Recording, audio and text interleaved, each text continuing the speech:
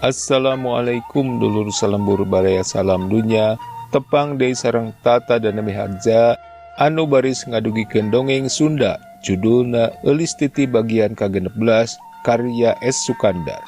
Mangga baraya wilujeng ngabandungan.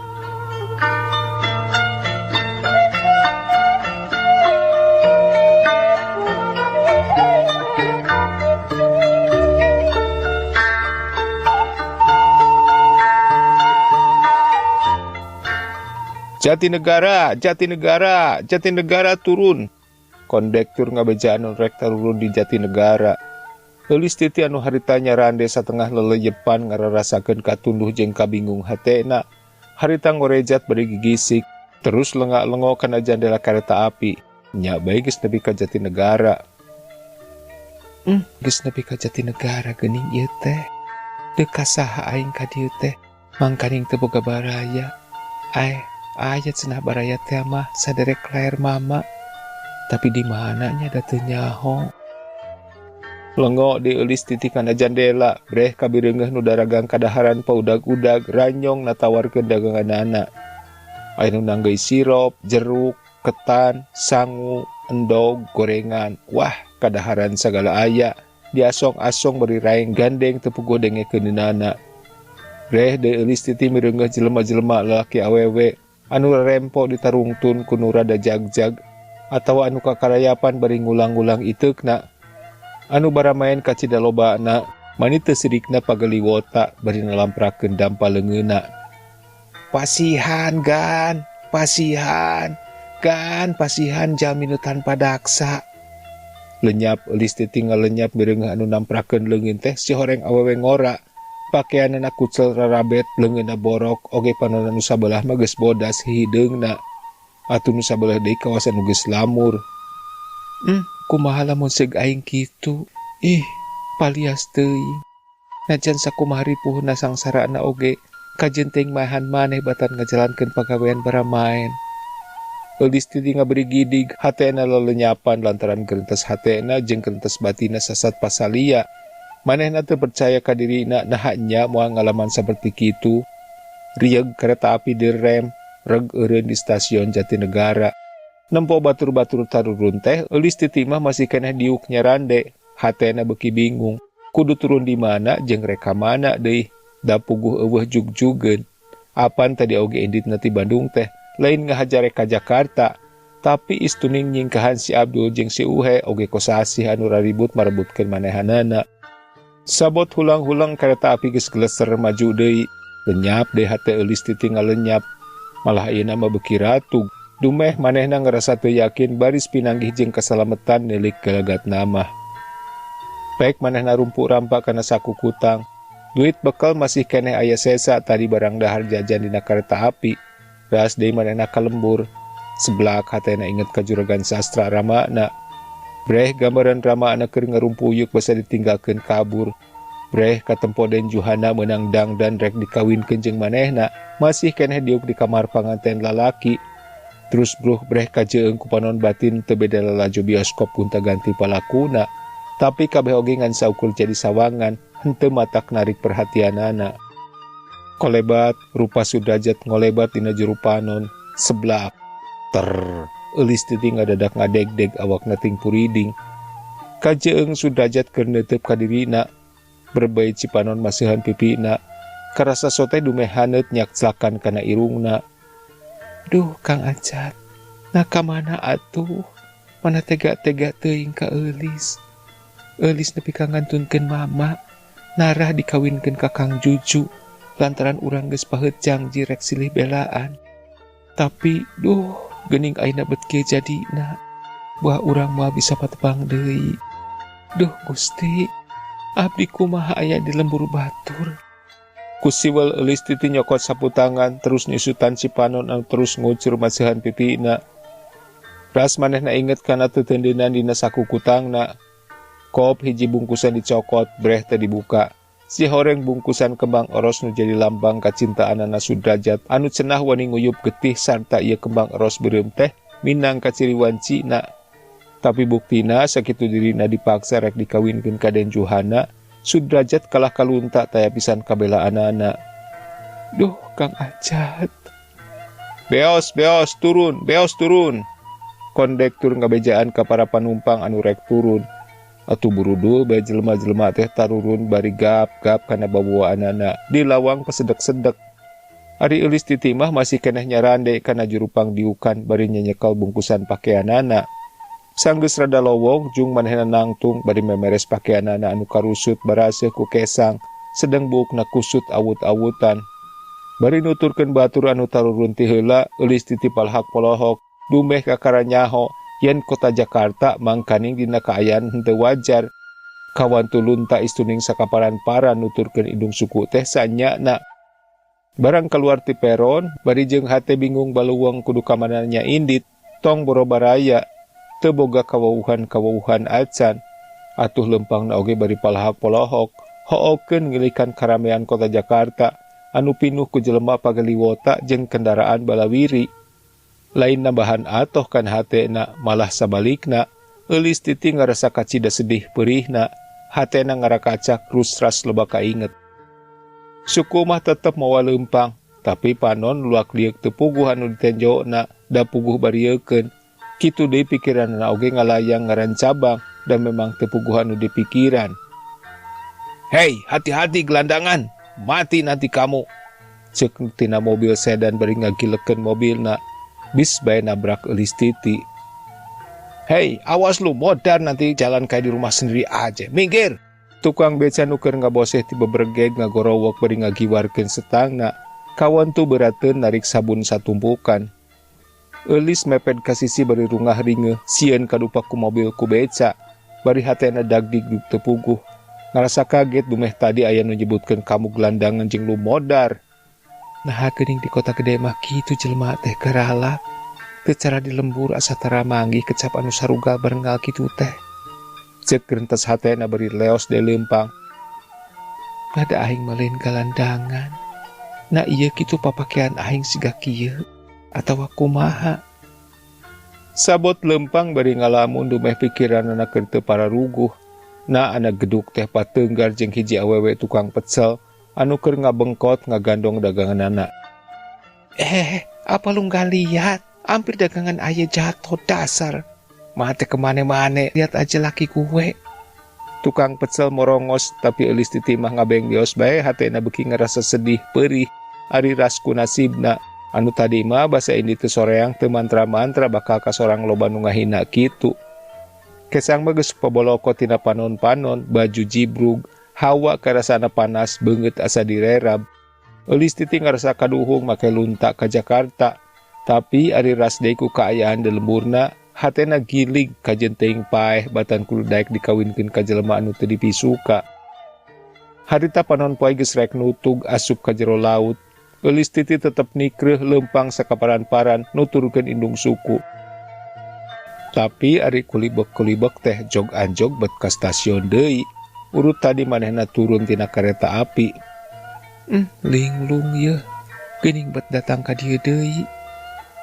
Ongkoh geus burit, jeung ieu suku geus nyareri, rek ngareureuhkeun di stasiun. Koloyong eulis titi ka peron stasiun, geek diuk dina bangku. Sabot hulang-hulang bari diuk dina bangku, teu karasa yen harita teh beurang geus kaganti ku peuting. Lampu-lampu listrik buruy-bray baranang di jalan-jalan. Kitu deui saban gedong kabireungeuh ti kajauhan caraang. Sedang kendaraan ting salebrot lampuna. Geuning geus peuting ieu teh. Paingan ieu beuteung ku kurubukan menta eusi. Da sapoe imangan ukur kararaban ules sampe tadi di Karawang. Bari diuk teh teu kaampeuh deui segruk eulis titi ceurik. Duh Gusti, nah nasib abdi teh kieu teuing. Duh mama, hapunten abdi parantos ngajaheutkeun manah mama. Abdi parantos baha kana kapalai mama sareng ibu. Abdi rumaos jadi jalmi doraka. Peuting eta mah eulis titi lantaran geus teu kawawa ku tunduh babakuna dumeh ngarasa capek jeung lapar. Bari ngarasakeun kukurubukanana beuteung, kawan tu anu taratuman teh apikeun manehanana mah koleset bae tina bangku teh kana gigireun bupet tempat dagang sangu. Kureda guher bae sare nyangkere morongkol geus kari kumaha engke mun teh mah aya naon-naon. Angin ngahiuk bawa ti laut ngageberan kota Jakarta anu hawana haridang bayengyang. Ku kitu teh mah tong borojalma nu ngadon datang ka Jakarta. Dalah urang dinyana oge teu burung kesang nu ngalucur. Kitu deui eulis titi. Kulantaran ngarasa panas ku ngagolerna dina teh helperon teh jadi nikmatna oge nu matak sarena dugker tibranaker. Kira pukul 12 ti kajauhan aya nini-nini bari ngagandong gembolan. Lempangna kumarayap nyamperkeun ka lebah eulis titi anu keur sare tibra. Ret manehna nempo kanu keur ngagoler, panonna ngadadak buringas kawas nu nahan ka ambek. Gubra gembolanana dibebeutkeun kana bangku terus nulak cangkeng jalang jeleng. Keur kitu kurunyung deh hiji awewe rangkawa kering kiwik nyamperkeun ka dinya. Sataret manehna mireungeuh ka nini nu tadi bari pokna. Hihihi. Anu rek hees teh geuning kalakanang tunulak cangkeng. Keun bae nu geus hees matong diganggu. Anggur gerak kekeupan, piraku teu haneut. Hek bajuna ge alus geuning. Hihihi. Halik sia jurig, tukang lulutak leletak. Ceuk si nini bari morongos ambek. Hihihi. Sarua we aing ge jeung sia masahar ka saderajat. Aing tukang leletak, sia tukang korek kana wadah runtah. Hihihi. Bari ngaleos. Sanggeus awewe nu tadi datang panderi ngaleos ngan gerewek bae nini teh kana suku eulis titi. Durug-dug suku eulis titi digusur. Atuh kaci dari wasenana bari ti buburanjat. Halik sia nu gelo anyar, nu kagigihan, make molor di tempat paragi aing. Tuh sia mah di ditu biasana ge, di emper gudang molor teh lain di dieu. Si gelo anyar sia. Ceuk si nini bari kusiwa kana gembolanana. Bareng ngamparkeun samak bututna jeung kertas, geus kitu kop kana iteukna diulang-ulang. Eulis titi keur mah lulungu ari breh mireungeuh awewe kolot ngulang-ulang paneunggeu bari ngocomang nyarita ti poporongos. Manehna geuwet mundur bari muringis keur mah sieun, turug-turug ka ambeu heokna bau teu pararuguh. Anu pikeun eulis titi mah aambean kitu teh saumur hirupna kakara harita ngambeu.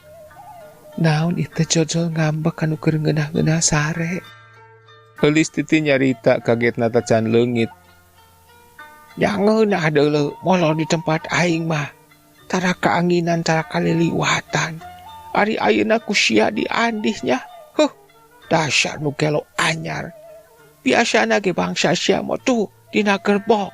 Pokna deui si nini teh nyaritana pinuh ku panyarekan jeung panyetseleh anu kacida matak peureusna pikeun eulis titi anu memang kakara manggih dunya anyar anu karandapan ayeuna. Teu loba carita da di lawanan oge lain lawaneun, eta mah geus puguh deui dina dunyana sorangan.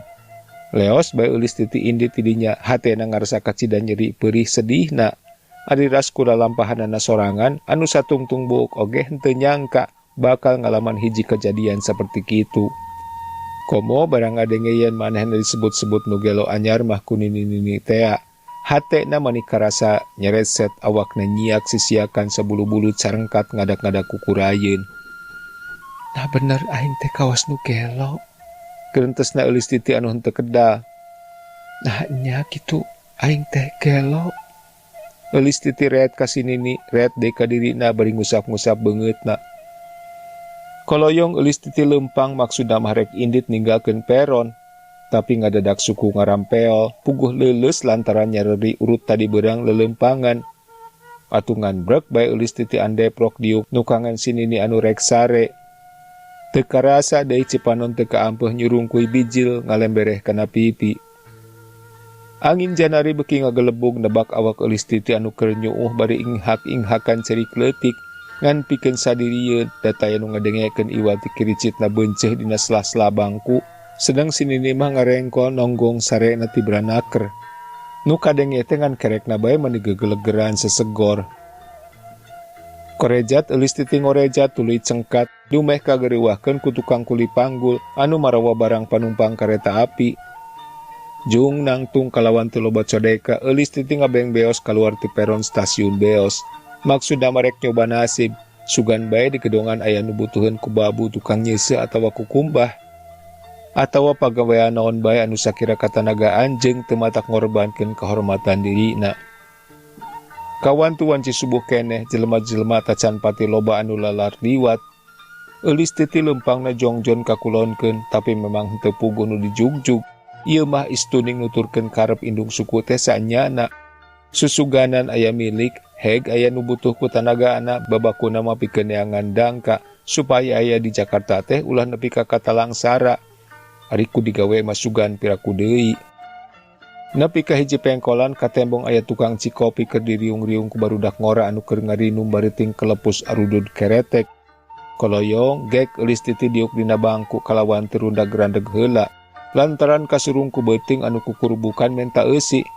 Komo ku ngambeusengitna cikopi mah jol-jol murilit bae peujit teh. Mang nyuhunkeun kopina. Ceuk eulis titi bari ngareret ka tukang cikopi lalaki geus kolot. Mangga neng. Pokna tukang cikopi bari cur nyician gelas anu geus ngajagrag hareupeunana meunang ngagula kopian. Sarta sol disodorkeun ka eulis titi. Barudak ngora anu ngarariung di tukang cikopi teh silih reret jeung pada baturna, bari nyeh sareuri silih kiceupan. Sedang nu saurang buang aksi bari ngebul-ngebulkeun haseup ududna kana beungeut eulis titi. Nu saurang deui nulak cangkeng bari jalang-jeleng kawas nu naksir ka eulis titi. Ari nu saurang deui mah nyuruput nginum cikopi teh, panonna teu weleh neuteup ka nu diuk hareupeunana. Sialan, kalau dari tadi kita dapat yang gini, mata kita nggak melotot terus kayak mata peda. Cek nu saurang deui bari ngareret ka eulis titi. Iya nih, ini lebih cantik dari si Minem, tapi sayang, gerbong gue udah ditarik. Tembal nu saurang deui bari deuteup ka eulis titi. Ngadenge nu ngaromong kitu, eulis titi mani ngaranjug reuwas hatena ngageter deg-degan. Lantaran geus teg yen ieu ti lalaki teh lain jelema bager, tangtuna oge galandangan. Nilik dina pakaian atawa rengkak polahna kacida matak cuana. Komo omonganna mah geus sidik sakitu garihalna. Neng, di mana sih lu tadi tidurnya? Kalau ketemu Aye, wah pasti anget. Ayo kita pergi. Cek nu saurang bari noel kana tak-tak eulis titi. Kurang ajar, dianggap apa sih saya ini? Tembal eulis titi bari meped ka deukeut tukang cikopi. Tukang cikopi anu geus nyaho galagatna ka barudak ngora jeung barang ngilikan eulis titi anu kacida pupeuringisanana sarta ka tembong romana yen lain awewe bangor, hatena ngarasa karunya. Calik-calik we nyai di dinya, antep tong dilawanan, eta mah lain ge jelema bener. Ceuk tukang cikopi bari ngareret ka barudak ngora anu tadi ngarinum tea. Hei, lu mau lari? Ayo bayar kopinya. Cek tukang cikopi. Nih bang, baru separuh 3an nih. Tar siang separuh lagi. Pokna bari mikeun duit 15 perak. Dasar gelandangan, kapunya duit, lu maunya minum kopi susu. Ayo pergi, jangan ganggu orang yang belanja. Tembal tukang cikopi bari ngarawel duit ladang kopi susu. Saterusna bari morongos kanu tiluan. Awas lo, kalau datang lagi ke sini, gua pukul ntar. Tukang cikopi nuluykeun omongan anak, sedang barudak ngora anu tiluan ting berebet lalumpatan ngajauhan. Ulah lelah wora nyai di dieu mah. Komo di deketan ku jelema-jelema kitu mah. Cek tukang cikopi bari ngareret. Narek ka mana atuh nyai teh? Pokna deui. Abdi teh maksad mah bade milari pada melan mang. Manawi aya nu perjogi ku tenaga kanggo nyeuse tanapi ku kumbah. Walon eulis titi sorana rada ngageter. Rek ngababu nyai teh. Tuh ka ditutup ka gedong-gedong. Kesa kedeung deui geura. Cek tukang cikopi beri nunjuk kalbah gedong-gedong anu belah kidul. Nuhun atuh mang. Cek eulis titi teu kebat nyaritana. Sawangsuna nyai, keun wedah teu capek piraning nuduhkeun. Muga-muga bae sing buru-buru hasil nyai. Pokna deui bari niupan hawu nu dipakena heur cai. Eulis titi teu nyarita deui, leguk-leguk manehna nguyup cikopi maneh karasa rungkal-ringkalna peujit anu kaliwatan ku cikopi panas keneh. Anu basa tadi kukurubukan jeung ngeset perih teh, ayeuna mah jempe kawasna bae kahaneutan, atuh kana awakna ge ngadak-adak aya tanagaan. Henteu pati laleuleus teuing cara basa peuting. Nati mana urang teh nyai? Geuning siga anu anyar di dieu teh. Tukang cikopi nanya deui. Ti Bandung kawit nama mang, nembe kamari ka dieu. Maksad tadi nama bade milari pun dulur anu ngubara ka Jakarta. Namung kumargi henteu jelas pamatuhanana. Di pelarian teh kamari teka pendak. Duka aya kene, duka parantos ngali. Walon eulis titi nembalanana sebulang bentor. Di Bandung nyai teh. Mang oge da urang Bandung, ti Pagarsi. Di dieu teh geus lila.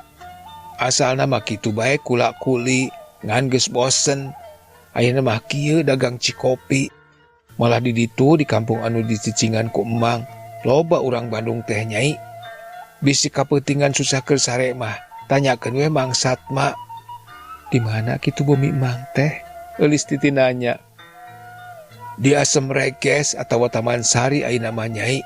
Moal aya nu bireuk deket pisan pengkolan anu aya tukang besi. Tah tukang ngeunana imah Mang mah. Cek Mang Satma tukang cikopi. Ari nyai ti Bandung teh, ti kotana atawa ti mana? Mang Satma nanya deui. Ti soreang abdi mah Mang, walon eulis titi. Ti soreang, atuh soreang mah kidulun Bandung nya nyai. Sumuhun Mang. Keke. Saha teh nyai teh ngaran? Mang Satma nanya deui. Titi abdi mah Mang, walon eulis titi. Nya pek bae ti. Bisa kaburu berang teuing geura indit neangan pagawean. Ngan lamun teu manggih, bisa kaburitan mah ka ditu we ka Emang, engke ku Emang dicaritakeun ka bibina. Mang Satma ngajurungkeun ka eulis titi. Sabaraha euni teh Mang? Abi neda uras hiji sareng ieu kopi. Eulis titi nanyakeun harga cikopi jeung uras anu didaharna. Keun wae nyai sakitu mah tong dibayar. Bisi kurang keneh mah tah makal uras ke di jalan. Bari kop Mang Satma nyokot uras 2, dibungkusan dibikeun ke eulis titi. Tadi nama kekepehan eulis titi teh nolak, tapi Mang Satma panonna teu boleh karunyaeun. Antuk namanya kapaksa bae dibawa dikeupel dihijikeun jeung bungkusan pakaian bawa ti lembur. Sabada amitan leos eulis titi indit, harita teh jelema-jelema geus loba nu balawiri, puguh geus 6:30. Menang sababaraha lengkah mah eulis titi teu boleh ngaliekan bae ka Mang Satma tukang cikopi anu geus nyieun kahadean ka manehna. Kitu deui Mang Satma panonna teu boleh neuteup kanu indit ngarasa karunyaeun. Komo ieu mah patubung jeung urang Bandung keneh anu sasat batur salembur aya di pangombaraan sandejan jeung deungeun-deungeun oge asa jeung dulur bae. Srog eulis titi ka hiji gedong, si horeng teh nu bogana Cina harita ona-na keur moe-moekeun seusehan di buruan. Tadi nama rekpok pisan nyarita sugan aya lowongan, ngan kaburu dipiheulaan ku si Ona. Malah saben we, olang masih muda sudah bala main. Pokna bari ngaleos jeung kurawud. Eulis titi mani ngaranjug kaget, puguh kecap eta anu dipikasieuna teh. Sieun aya nu nyangka jajaluk, ari ieu pok pisan disebut nu bara main. Geus kitu mah leos di eulis titi indi tidinya, bari teu nyarita naon. Pikiranna bingung baluwang kudu kumaha nyampi lampaheun. Aing teh nepi ka disangka rek bara main. Geurentesna eulis titi bari ngabeng beos. Meunang 2 poe eulis titi ngadatangan gedong-gedong atawa jongko-jongko anu daragang susuganan aya nu butuheun ku babu. Tapi lapur teh nu butuheun ku tanagana. Sakalian nyamperkeun ka gedongan atawa ka jongko-jongko anu daragang teh, disangkaana mah jelema nu rek jajaluk bae. Anu kacida dipikasieuna ku eulis titi. Maksud tadi nama rek ngadatangan imahna Mang Satma tukang cikopi, sanggeusna meunang 2 poe ider-ideran teh, tapi teu ku hanteu berjalanna sasa bae. Rajeun nanyakeun anu nuduhkeunana teh sok ka mana bae deui tarasa benerna. Mangkaning harita geus sore, panon poe geus menggo kulon meh antel kana laut. Ti isuk mula tacan kararaban cai-cai acan, da puguh keur meulina oge eueuh. Baju jeung sampingna anu dibungkus di Bandung keneh teh geus dijual, duitna dipake meuli dahareun. Tina bakating kulung senahan kacape, kawan tu sagala rupana ngarumas, pikeun eulis titi mah taratea make ngarasa lapar atawa ngarandapan kacape saperti kitu. Suku duanana karasanya nyautan da puguh geus barareuh, balas dipake lelempangan. Na ana jol teh kaurut mangkukna ti kajauhan keneh oge ka tembong stasiun beos. Eulis titi anu tadi nama lempang geus rampeolan, tapi sanggeusna mireungeus stasiun beos, bet ngadak-ngadak karasa bijil deui tanagana. Hatena hayang geura tepi, hayang geura reureuh deui di dinya.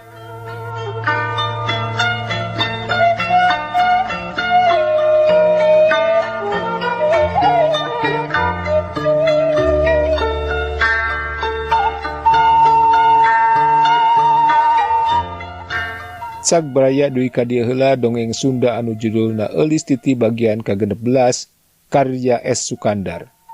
Insyaallah urang baris tepang deui dina bagian anu salajengna. Hatur nuhun kana perhatosanana. Tata dan Nami Harja pamit permios.